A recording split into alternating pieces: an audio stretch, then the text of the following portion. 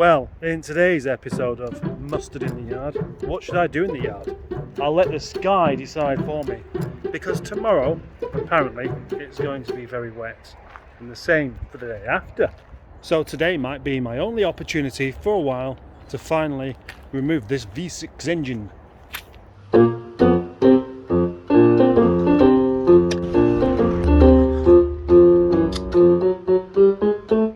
The problem with taking engines out is then of course you've got to put them somewhere. Moving them around isn't very easy, especially on a floor like this.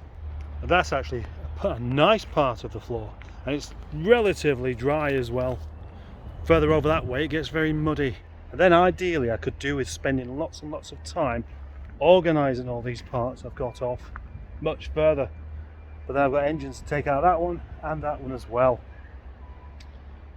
Just got back down here with my carpet on the floor and my tools, and I can already feel,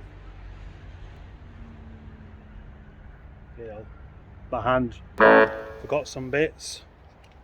If it wasn't for all this walking up and down the yard, I'd be getting myself a pasty belly on by now. That's 5 of the 6 subframe bolts out. You'd imagine the subframe bolts would be the most awkward ones to do, but in actual fact they're usually quite easy. Once you just nip them off a little bit, they're very rarely rusted in. Look, it's just the other end that looks grotty and horrible. All the subframe bolts undone. Easy job. Gotta rock this engine to sleep. Become quickly too wet to work outside after all. This carpet here came out of that ZT, and I took it out because somebody wanted to buy it. But it had a tiny wet patch in the rear corner, and obviously I told him about this and he wanted a dry one. So I left it on this bench to dry, and now it's soaking.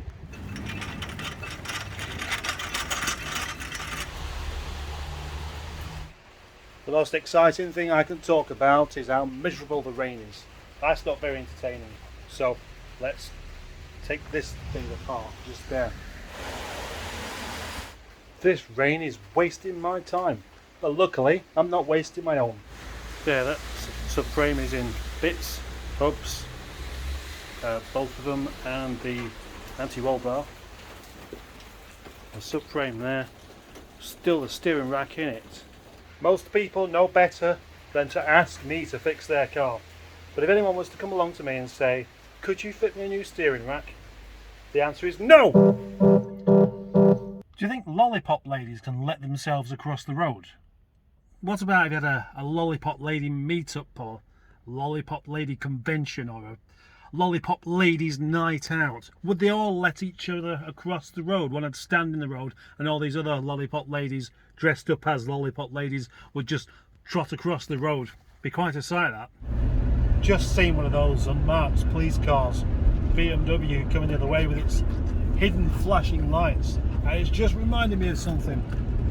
On numerous occasions I've seen these warning posts of unmarked police cars to alert your friends, look out for this one. But there's absolutely loads of the things. How is anyone going to remember all of these registration plates? And if they could do, how come they can't just remember to insure their car in the first place, or tax it? And if they're that observant, how come they can't just read the road signs a little bit better? So, what's happened to the engine out job, you may be asking? I would be too. I do believe this is the second time I've started my day taking this engine out and got no further than that. But now at 20 to 5, with it being a little bit drizzly, I am considering perhaps I should just crack on and do it. And then this video wouldn't have an incorrect title, would it? Maybe that's enough inspiration to get me to pull my finger out. Does anybody else think that bit of stereo cage looks like a tiger? There's not a lot to take this engine out, along with the subframe and everything. It is 2 bolts there, 4 there, and then the top mounts. And that's almost it. Well, this power steering thing as well. And I'm looking at that, I think that looks like a 22. I went off up to the other end of the yard and got a 21, and it was wrong. Hello, I am a big spanner and I can do big spanner things. Oh, right, some sort of clamp is needed.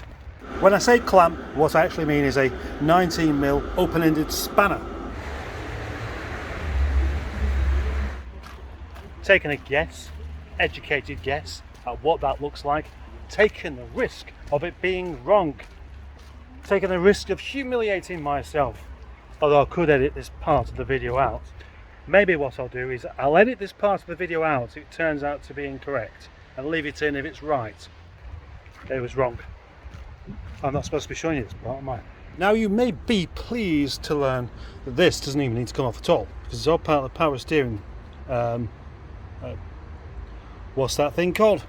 All part of the power steering rack, and that's all coming off as one thing anyway, so who cares?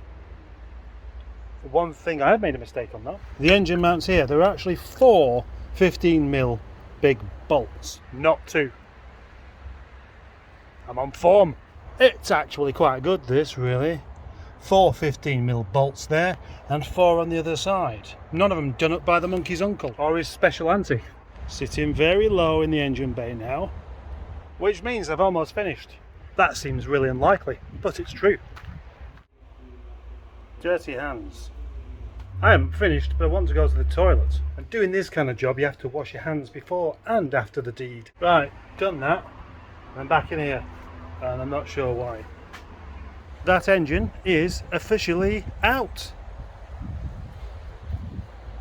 There's nothing holding it in place now, except for those 2 heat exchange pipes, which feeds into the heater matrix, which of course is bunged up with K-seal. There's an interesting feature. I never knew the 75 had a mini wine rack. There we go. That's certainly something I wasn't expecting, and I don't suppose you was either. That can stay under there just for tonight, and tomorrow we'll pull it all out and dismantle the engine and gearbox and all the drive shafts and all that malarkey. It'll be super exciting. Every time I look at this Rover 600, every time I open the door, every time I have a smell of it inside, I find myself just wanting to keep it. Good night, George.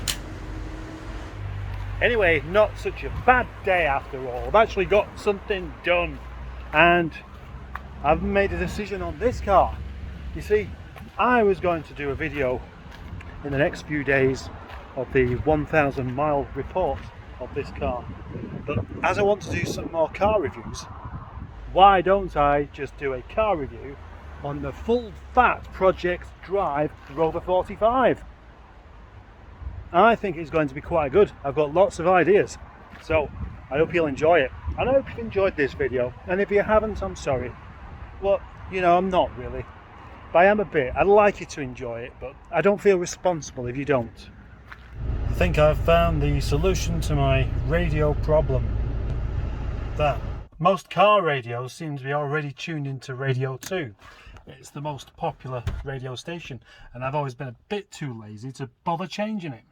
But today I accidentally ended up on Radio 3 and didn't find myself being annoyed. So the radio's actually been on most of the day. See that? Or Radio 4.